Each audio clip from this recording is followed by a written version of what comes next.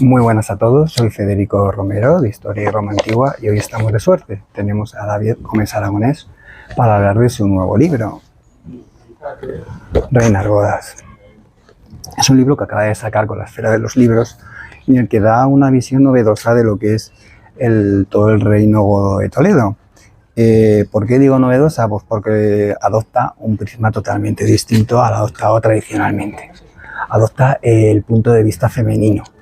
Adopta la visión que pudieron tener las mujeres que formaron parte de este momento clave en la historia de España. Así que nada, sin poco más, damos paso a Dani. Dani, ¿qué tal? ¿Cómo estás? Un placer, Federico. Igualmente, felicidades por tu libro. Muchas gracias. Un placer, hemos estado en el mar, nos hemos pasado pipa, ¿no? Escuchándole y contándonos todo lo que nos ha contado sobre el periodo godo, ¿no? Abriéndonos nuevas perspectivas a ese momento histórico. Y vamos a hacer una micro entrevista, ya que la versión externa y completa de la entrevista la vamos a publicar por escrito en la página de Divulgadores de la Historia. En fin, ¿de quién fue la idea, Dani? Pues bueno, al César, lo que es del César. En este caso la idea viene de la directora de la Esfera de los Libros y en una de las reuniones que tuvimos allí en la sede de la Esfera, bueno, pues pensando en nuevas ideas después del libro de Toledo, que también conoces, la biografía de César. Sí, os recomiendo. Me hizo esta propuesta y yo dije, claro, yo no había, en un principio, en un primer momento no me la había planteado, pero la verdad que la idea me sedujo, me pareció muy interesante y dije, a por ello. Y hasta aquí estamos. Y bueno, al profundizar en la vida de estas mujeres, descubrimos que muchas de ellas eran cultas, que encabezaban facciones políticas dentro de sus reinos, que eran vehículos de legitimidad, que eran de hecho muy tentadores para usar esa legitimidad, ¿no? en diferentes usurpaciones, que disponían de riqueza, etcétera. ¿Qué aspectos de la vida y qué papel de las reinas godas crees que pueden sorprender más al lector de Reinas Godas? Bueno, pues ¿sabes lo que pasa? Que como partimos y estamos acostumbrados a oír hablar de la lista de reyes godos, ya solo, y lo he notado, el mero caso y la mera circunstancia de decir, oye, es que si hay reyes, lo normal es que haya reinas. ¿Y cómo se llaman esas reinas? ¿Y quiénes son? ¿Y qué hicieron? ¿Y qué no hicieron? ¿Y qué podían hacer? ¿Y qué no podían hacer? O sea, ya solo algo en una perspectiva tan simple y sencillo, o que se da por hecho, no se había caído, no se había reparado. Y entonces este libro sí lo hemos intentado ponerlo en su lugar. Yo creo que a la gente que se acerque a Reinas Godas se va a dar cuenta de que esta época es una moneda que tiene dos caras, el lado masculino y el lado femenino, que no puedes quitar una sin la otra, sino que van de la mano. Y como tú bien has dicho, para mí un aspecto muy importante en lo que es la vertiente de la monarquía, lo que se dice monárquica, es la mujer como legitimadora. Porque lógicamente si un rey necesita descendencia, eso se la puede dar la mujer. Claro. Entonces ese elemento simbólico y práctico también es muy interesante, y aquí es donde emergen también figuras muy interesantes que luego podemos ir comentando, porque muchas de ellas han pasado a la historia simplemente por su mero nombre o por ser la esposa de, pero hay otras que incluso siendo la esposa de o la hija de, se generaron un currículum, una serie de méritos que las merece que el gran público evidentemente las conozca. Muy bien, qué interesante. ¿Por qué reinas godas y no visigodas? Buena pregunta.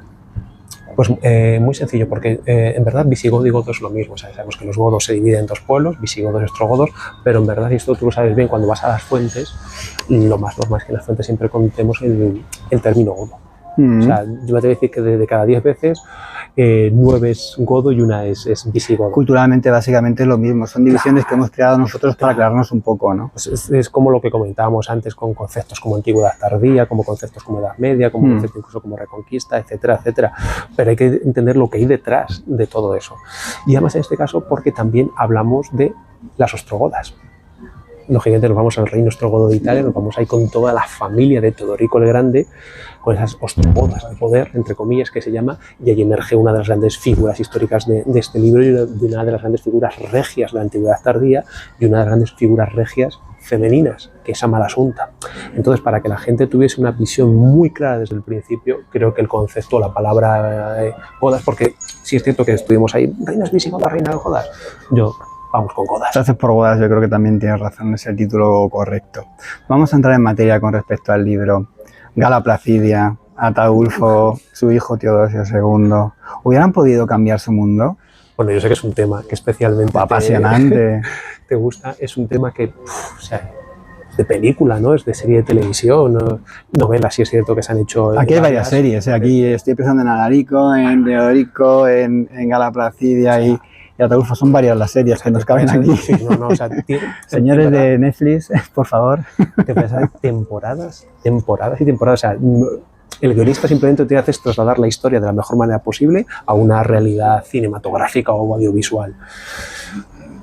Si la jugada hubiese salido bien, es decir, si Ataulfo y Gala Placidia hubiesen podido asentar de alguna manera su poder, si Ataulfo no hubiese sido asesinado, si Teodosio, el hijo de ambos, no hubiese muerto, yo creo que hubiese cambiado su mundo y, como te decía recientemente en redes sociales, en buena medida el nuestro, porque además Ataulfo se da cuenta que eso de destruir Romano, que además desde el matrimonio con Gala Placidia él se puede presentar como un auténtico y verdadero restaurador de la grandeza romana desde su goticidad, ser un legítimo heredero de todo lo que es la dinastía imperial y más en este caso ligada a Gala Placidia con la dinastía teodosiana, que es que su hijo se llame Teodosio no puede ser casual. No puede ser casual. No puede ser proyecto casual. Tenían, ¿verdad? Clarísimamente.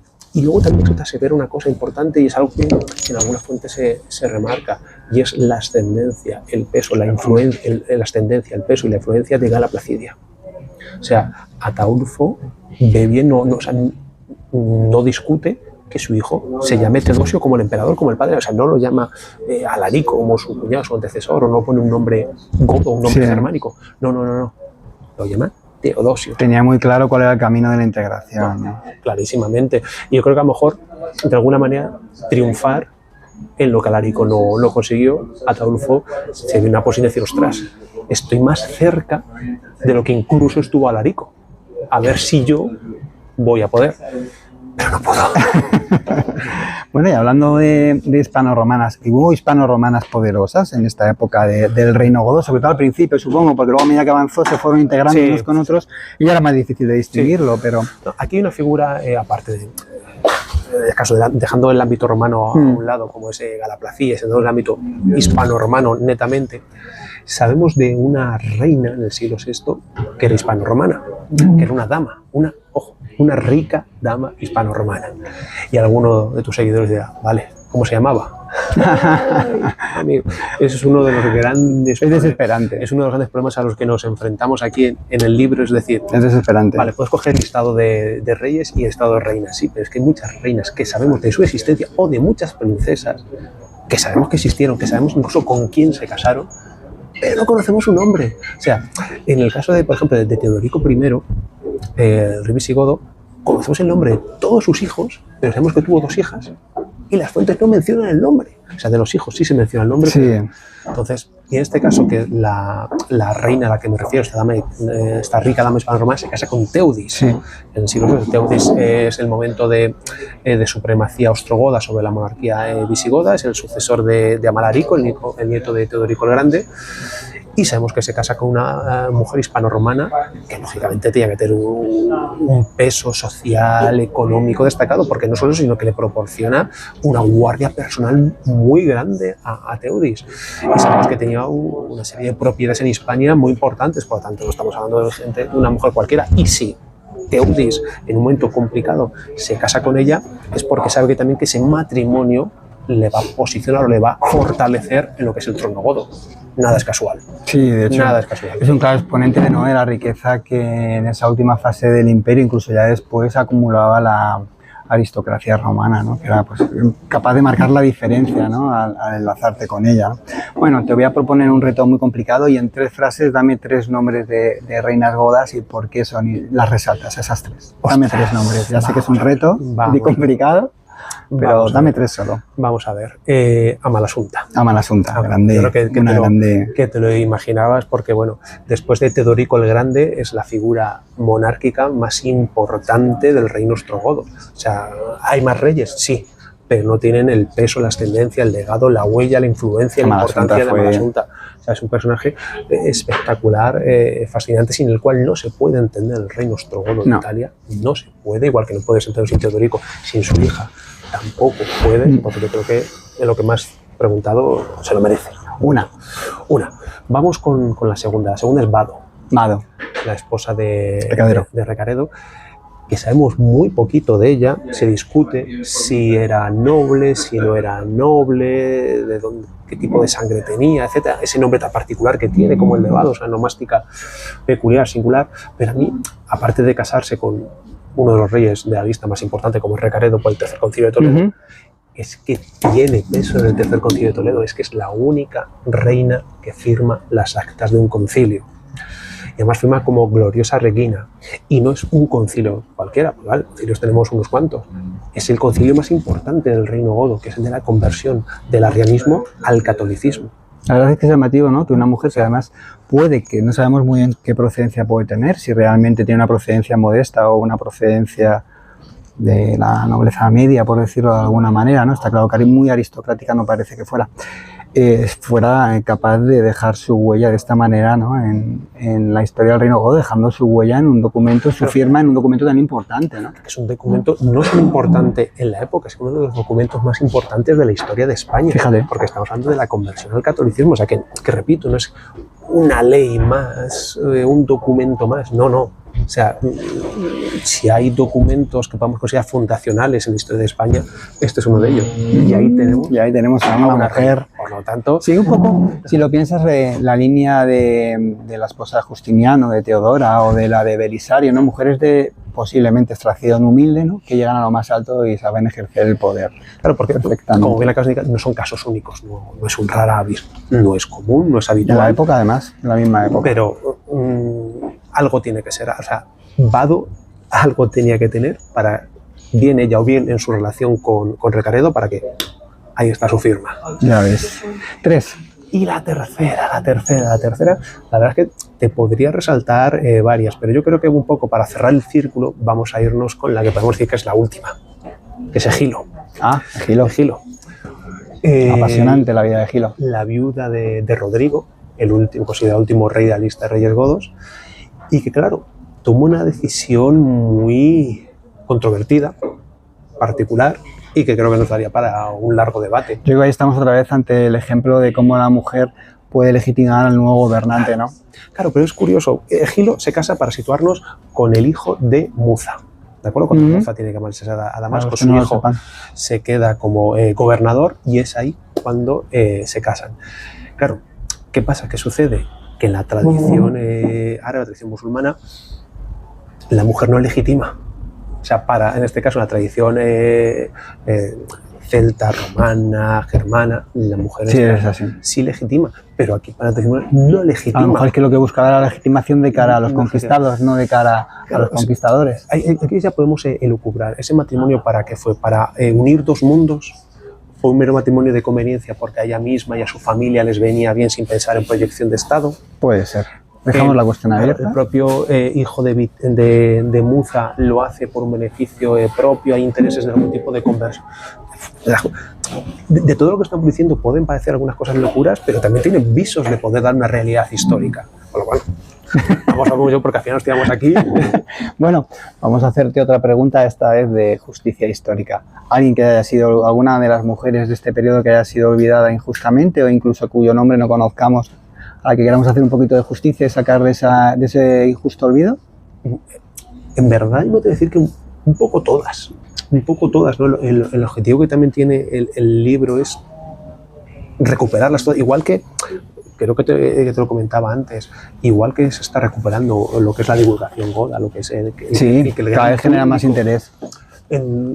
Igual que la gente pueda acercarse a Leovigildo o a Recaredo, hombre, pues ya que estás, acércate a Goswinta y a Vado. Claro, evidentemente no se puede comparar la cantidad de información, pero sin Leovigildo no hay Goswinta, y Goswinta no hay Leovigildo, y lo mismo sucede con Recaredo y Así es. Entonces, yo creo que es un poco todo, y no solo eso, sino también que es algo que se incide mucho en el libro, es de todas esas reinas y princesas que, repito, sabemos de su existencia, pero no conocemos su nombre. Y luego, claro, también de lo que es la vida cotidiana en palacio, la vida cotidiana de los nobles y la vida cotidiana de la gente libre o de los esclavos, que evidentemente no era igual la situación, tu posición socioeconómica, seas hombre o mujer, en este caso, marcaba tu día a día, tu ámbito cotidiano, tu ser. Y luego también no es lo mismo si no eres religioso, en este caso, si eres civil, o sea que si no eres una monja, etcétera, si no tienes tu vida consagrada a Dios, o si estás en el ámbito laico, en el ámbito religioso. Aquí religioso es todo el mundo en esta época, pero me refiero a haber tomado los hábitos o no, y eso es algo en lo que también se incide en lo que es el libro. Aprovecho ya que lo has sacado para preguntarle por Goswinta. Eso sí que fue una mujer que marcó toda su época. Un figurón, ¿eh? Cuéntanos en breves palabras un poquito cómo fue su trayectoria biográfica. Yo lo digo en el libro, quitando a Gala Placidia y quitando a Malasunta, que son, por la cantidad de información que tenemos, las dos únicas mujeres que pueden generar una monografía. Es Goswinta, la siguiente. Es brutal, es que es una personalidad que marcó su época. Y dices, ostras, qué peliculón tiene esta mujer. ¿Otra serie? Sí. Ya llevamos 3 series. Película total, porque además, o sea, estamos hablando de una mujer que tuvo que pertenecer a la más alta aristocracia goda. Sí. Casada primero con Atanagildo. Sí. Atanagildo sabemos que llega al trono después de una guerra civil con Agila, en un contexto donde además hace llamar al Imperio Romano de Oriente Imperio Bizantino de época de Justiniano para que llegue al sur de Hispania, etc. Entonces fue una época convulsa. Una reina goda además que dio a luz a 2 princesas godas, Brunegilda y Galsvinta, que se convirtieron en reinas francas. Madre mía. Que también dieron lo suyo luego allí, en los reinos francos. Especialmente Brunegilda. Sí, efectivamente. O sea, a mí me encanta Brunegilda, es otro personajazo. Goswinta da para película, Brunegilda creo que da para 2. Madre mía. Creo que su hija da para 2. Y con final abrupto, además. O sea, alucinante. Pero un final casi de serie. De película gore, no te voy a decir en algunos casos. Así es. Que luego, Goswinta, cuando muere Atanagildo, se casa con el arquitecto del reino godo. Es Leovigildo, que ya había tenido sus hijos, Hermenegildo y Recaredo. A mí siempre me ha sorprendido que fueran capaces de convivir 2 personalidades tan absolutamente dominantes como la de Leovigildo y la de Goswinta, pero supongo que se las apañaron. Yo en el libro, siempre que considero que es menester, indico que a mí en determinados matrimonios me parece que hubo amor. O sea, ¿Tú crees? Yo en este creo que no hubo amor. En el de Gala Placidia y Ataulfo creo que hubo amor. En el de Gundemaro e Hildoara creo que hubo amor. En el de Recaredo Vado creo que hubo amor. Pero en este en concreto, Leovigildo y Goswinta, creo que fue el clasicazo matrimonio de conveniencia marcado, pactado y beneficioso, es que al fin y al cabo, para todos. ¿Ves? Aquí volvemos al papel de la mujer en el mundo visigodo como vehículo de transmisión de legitimidad, como representante o estandarte de una facción de poder, ¿no? en la corte goda, ¿no? Yo creo que Goswinta es el ejemplo perfecto en este sentido. Perfecto y palmario. O sea, si tú te querías enlazar a una facción de la corte, de la nobleza de la corte, tenías que asumir a su estandarte, y ese estandarte era Goswinta. Y eso Leovigildo lo sabía. Hombre. Eso lo sabía, porque además lo más normal es que él ya estaba casado, a lo mejor ya no estaba viudo, o sea, puede decir que Goswinta no es la madre de Hermenegildo y de Recaredo. Entonces, o bien estaba viudo, o bien repudió a su primera mujer y aceptó o quiso lanzarse con Goswinta. ¿Por qué? Por lo que le daba. Y está claro que lo que le dio tuvo que salir bien, porque se convierte, repito, en el arquitecto del reino visigodo. Entonces, todo ese apoyo, todo ese sustento que había detrás de Goswinta y por ende de Atanagildo fue a parar a lo que se transmite esa legitimidad, sí, ¿no? Sí. Ese poder. Luego además está la cuestión, además muy turbulenta, muy debatida también entre los historiadores, de si realmente fue la que estuvo detrás e instigó a la rebelión de Hermenegildo, ¿no? Y su conversión al catolicismo, o realmente no fue ese esa su puerta. papel, No la hemos abierto, porque hay quien jugó su nieta Ingunda. Bueno, lo de la nieta y golpear a la nieta, porque bueno, claro. O sea, ahí demuestra el carácter que tenía. Esa escena que lo recojo ahí en el libro, en el Palacio de Toledo, enfrentándose a su nieta. Juego de Tronos se queda en una... Sí. Juego de niños. Juego de niños se queda. Bueno, o sea, hablando de Juego de Tronos y Juego de niños, tenemos una princesa sin nombre, sin orejas y sin nariz. Cuéntanos su historia muy brevemente. Que pretendemos que sea una entrevista breve. Es un momento de los más duros, ¿no? Cuando, claro, yo había leído ya sobre ello, ¿no? Pero cuando tuve que de alguna manera mínimamente desarrollar, porque tengo muchos datos, lo recogí. Es aterrador, Jordanes es los términos en los que a veces jugaban.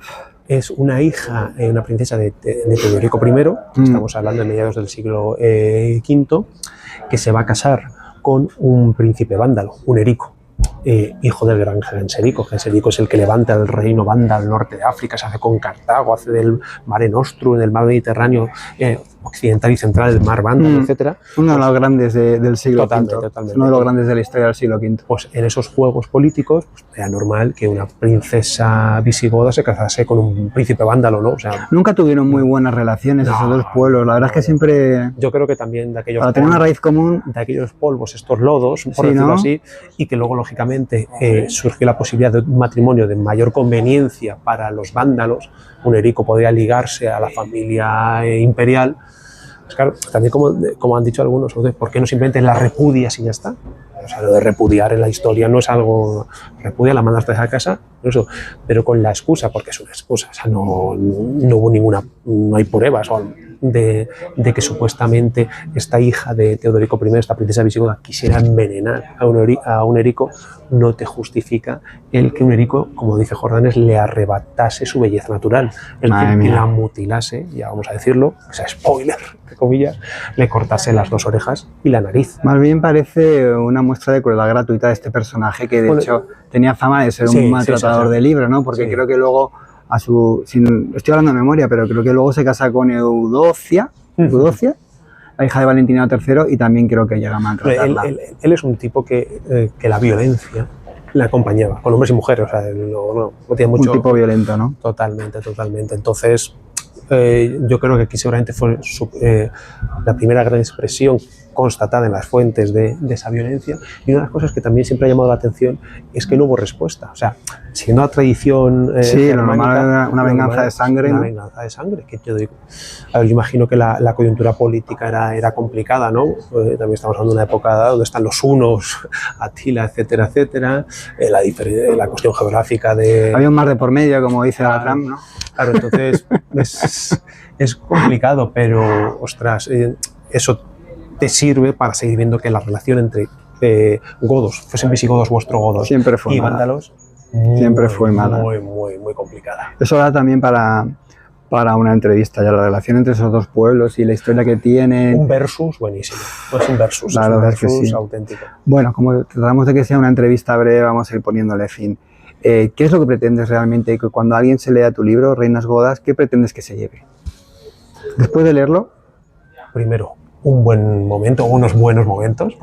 El libro tampoco es excesivamente extenso, claro, cuando vienes del libro de Toledo, que es 700 y pico páginas, hacer aquí casi 300, pues claro, a mí no me parece extenso. Entonces, cuando termine, que diga, qué bonita es la historia, qué bonita es la historia, porque es nuestra historia, o sea, la historia de... Es nuestra historia. Las mujeres que pusieron la semilla de España, qué bonita es la historia, y qué bien que hasta este momento yo sabía alguna cosa de los godos, o incluso no sabía nada de los godos, pero a través de ese ámbito femenino, de ese lado femenino, he podido tener una visión completa o más completa de lo que fue nuestro pasado godo, y en este caso el reino ostrogodo de Italia y el reino visigodo de Toledo.